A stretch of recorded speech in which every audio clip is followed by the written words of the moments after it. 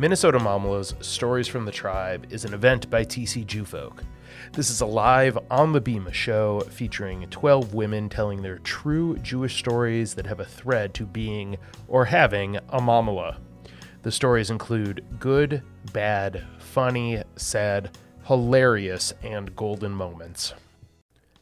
I'm your host, Lonnie Goldsmith, the editor of TC Jewfolk, and this is the Minnesota Mamala's Stories from the Tribe podcast. But before we hear from this week's storyteller, a word from this week's sponsor, Mezuzah Law. Legal problems affect people from all walks of life. When big corporations or government agencies run into trouble, they have teams of attorneys on standby to protect their interests. At Mezuzah Law, we believe regular people deserve the same. Your voice, your rights, and your story matters. Since 1963, our firm has built a trusted reputation by helping everyday people navigate life's legal issues and by providing the dedicated legal representation that people deserve.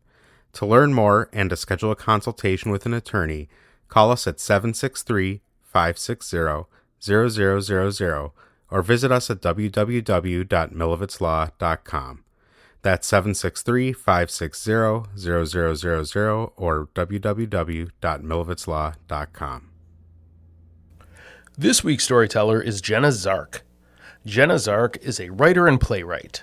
Her book, Crooked Lines, A Single Mom's Jewish Journey, received 6 awards in 2023, including first prize for the Overcoming Adversity memoir from Next Generation Indie Book Awards and the Silver Religious Spiritual Award from Nautilus Books. Zark's play, A Body of Water, produced at Circle Repertory Company in New York, was cited by the National Foundation for Jewish Culture for breaking new ground. Her favorite activity? Telling and listening to Mamala's stories. Visit jennazark.com to learn more. Jenna Zark, it is great to see you again. How are you? Thank you for joining me. Hi.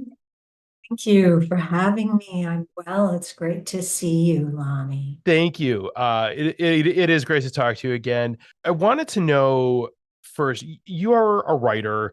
You've written books, you've written plays. The writing piece of it, especially when it's a story so personal, may have been, I don't want to project, but feels like it may have been a little easier for you than it could have been for other people. Was that true, or was it still a challenge?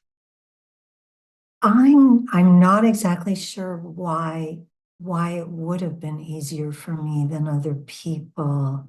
I guess I'd first ask you that. Just because you've written, I mean, you've written, you have written a book. First of all, you've been writing for TC Jewfolk for years, and many of those stories, which were very personal, became part of your book. So, it's something that you've done. Like you are telling.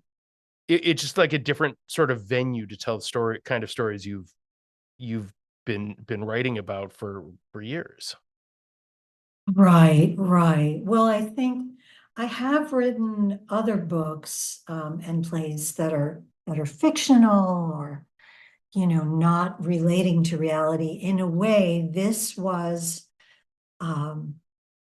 had its own challenges because I wanted to be true to the experience, but it was easier in a way because it came right out of my head and what I was feeling, and I was able, it felt to me when I was writing it like I was sitting down with a good friend or a group of friends, and I was able to just talk to them about what was going on with me. What was the draw for the experience for you? Well, I think Leora, who founder of TC Jewfolk, when she first asked me, she said, "You can write anything you want, Jenna. I don't care what it is, but I just wonder if you'd like to write for us." And I started thinking, well, what would I have to contribute? And then thought, I think, going through the life story that I had about being a divorced single mom, still wanting to try to raise my son Jewishly, that was, I thought, worth telling because I thought there'd be other people out there with the same story that might not have felt like they were, as comfortable in a synagogue or, Sure. as they wanted to be. And so that was sort of what led to all that. I hope I answered that question right. In part, yes. I was thinking more the experience of wanting to get up and be on the bema and be part of the process of the stories from the tribe show. Yes. Well, it was very exciting to me that all these moms or daughters were telling their stories.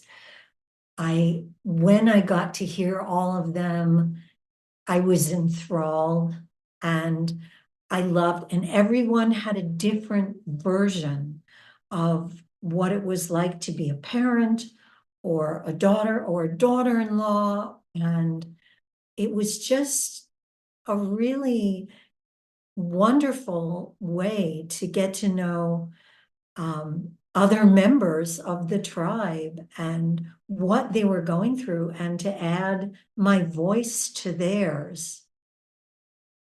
What was the experience like on the day of the show telling your story on the bema? Well, I had been very nervous, and then there were friends in the audience, and they were very, very supportive.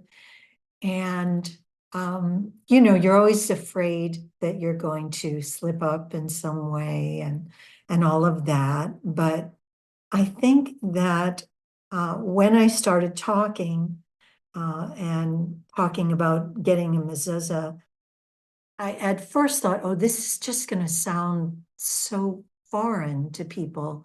But the support that I was hearing and the laughter told me that people were able to relate to it. And then once I had that understanding, it was much easier. And I felt again like I was with an audience of friends.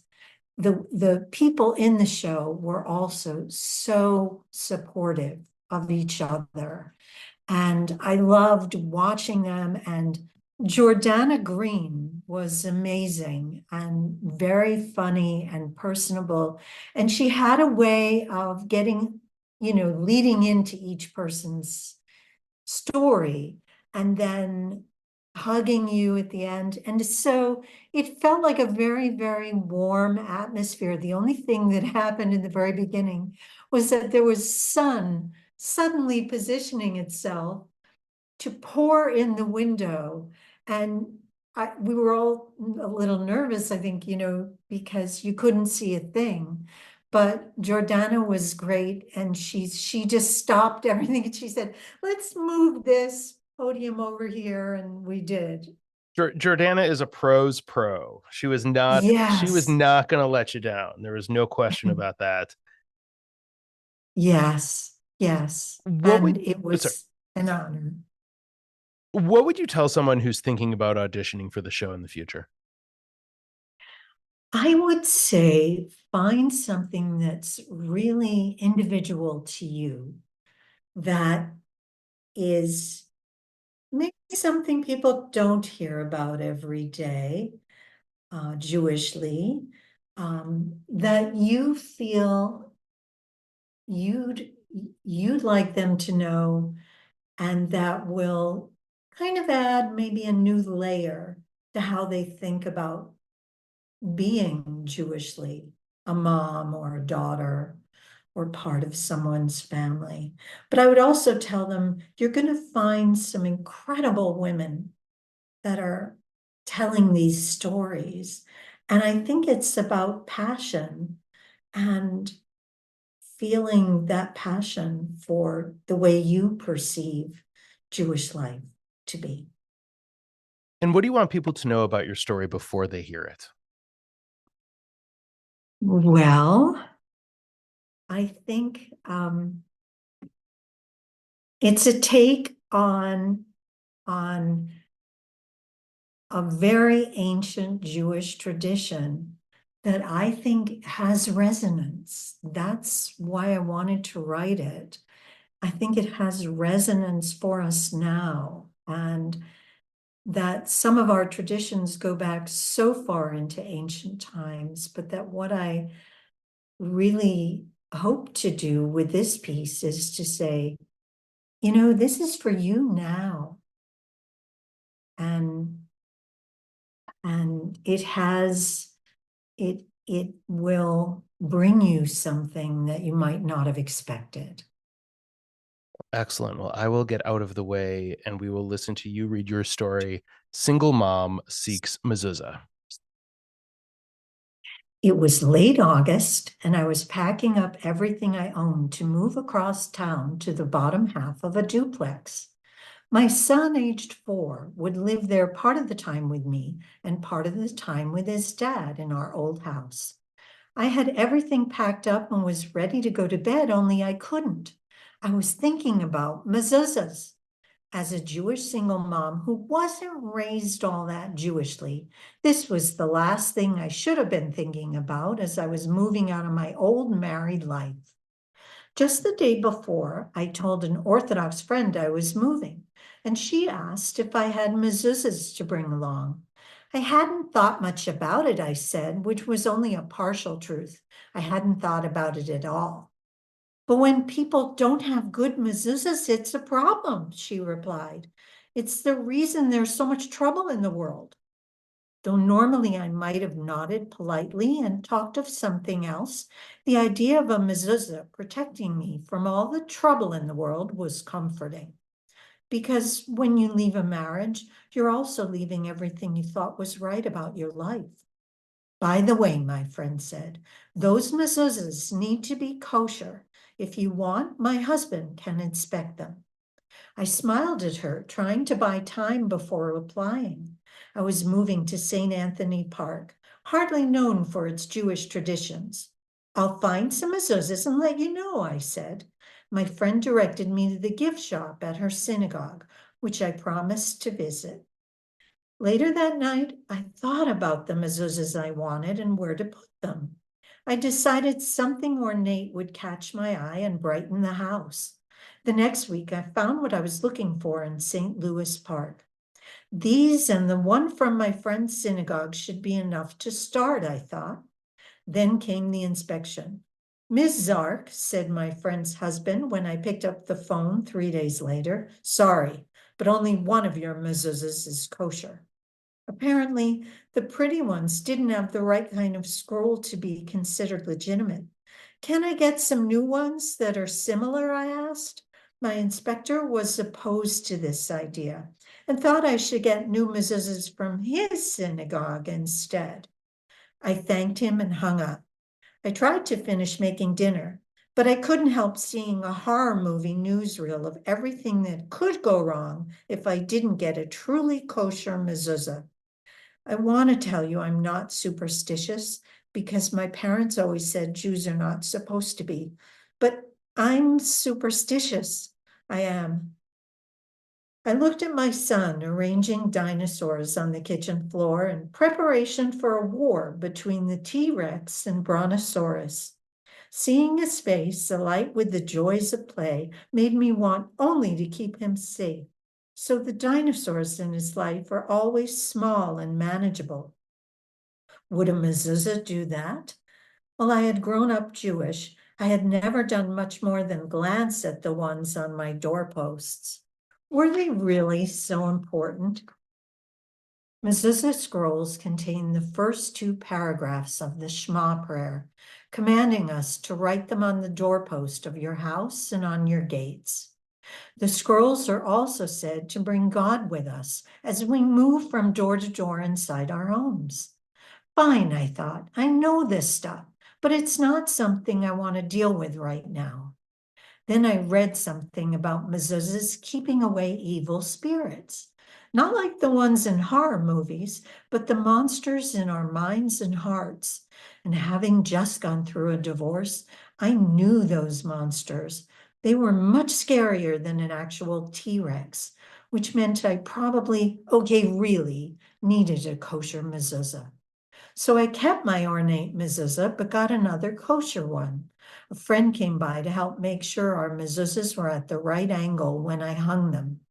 Nate watched with wide eyes, and when I asked what he thought about the mezuzahs, he pointed to the one I just finished hanging. "Mezuzah," he yelled at an ear-splitting volume. And while I knew he was just repeating the word, I hoped my actions would show him that whether he was with his father or with me, he was growing up in a home where being Jewish was a central part of who we were.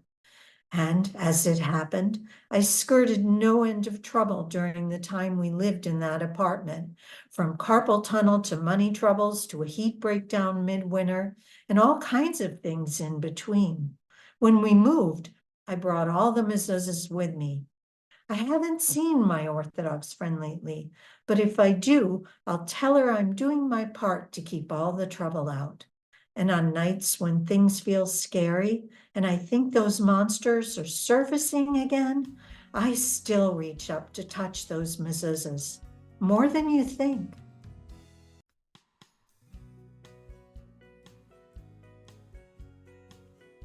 Jenna Zark, thank you again for reading your beautiful story. I appreciate hearing it once again, and thanks for being on the show. Thank you. It's an honor. Minnesota Mamala's Stories from the Tribe is an annual show by TC Jewfolk. The show will always be in June, and information about the show will always go to our email list first. So go to bit.ly/tcj-newsletter and sign up for our email list to be the first to know about show dates, calls for auditions, cast announcements, and when tickets go on sale. That's bit.ly/tcj-newsletter. See you next time for the next episode of Minnesota Mamala's Stories from the Tribe. The Minnesota Mamala's Stories from the Tribe podcast is part of the Jewfolk Podcast Network, a product of Jewfolk Inc.